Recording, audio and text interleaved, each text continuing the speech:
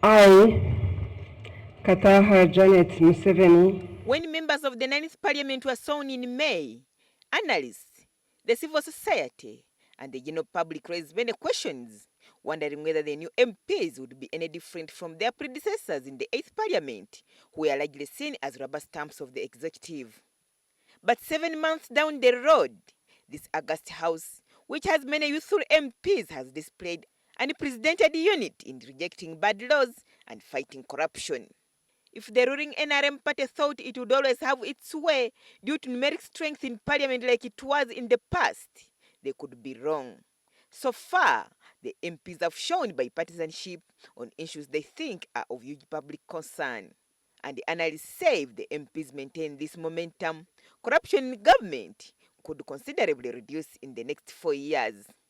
They have raised the bar in terms of the level of discussion on matters of corruption. What remains to be seen is whether this loud cry from the 9th Parliament is going to translate into actual responsibility on the part of those who are being accused of corruption. We are moving with the people that sent us here, and we see successes in dealing with corruption in this country. It's very complex. Let nobody lie to you that it will be done in 1 year or 2, or not even 5.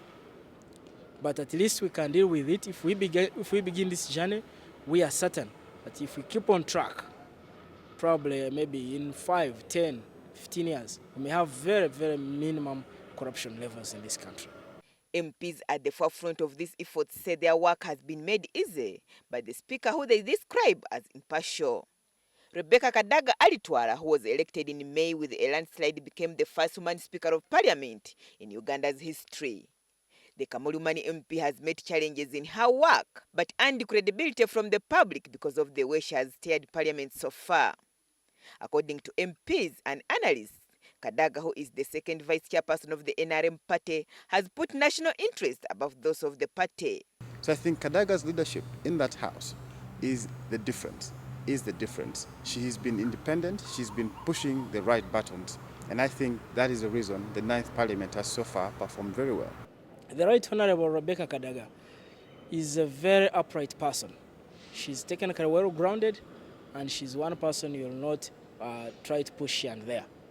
The way this parliament has checked corruption and exposed impunity in government can be compared to the work of the 6th Parliament. Members of the 6th Parliament left a mark when they censured 2 ministers implicated in corruption and forced some to resign for abuse of office. I think that the population also expects that members of Parliament should be at the forefront of the fight against corruption, because people have been complaining about drugs in the hospitals, about this and that. So I think that members have just risen up to the challenge as anticipated by the population. There's a new energy. That energy is reflective of the moods of the people in this country. The executive needs to embrace that. They need to begin to have a team that takes into account popular support, popular views, and respect the rule of law. And MPs say the battle is on. No retreat, no surrender. Not surprisingly, Kadaga has had brushes with some members of the executive. There have been reports that he has clashed with Prime Minister Amama Mbabazi over the work of Parliament. We've had it in the corridors. There are so many individuals who have been using all sorts of means to distort and antagonize the Speaker's office. That must stop. And I can assure you we shall expose whoever is doing so. Doctrine of separation of powers is now coming into play, and that we are trying to find our space as another arm of the state.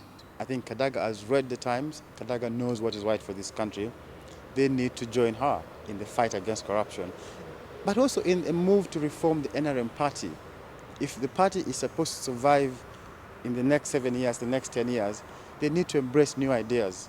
Kadaga, I think, brings new ideas into the party, but also in the governance of this country. The MPs are on Christmas recess until early February, and when they return, many have vowed to cost the censure of all ministers implicated in corruption scandals, but have refused to resign. Agnes Nandutu, NTV.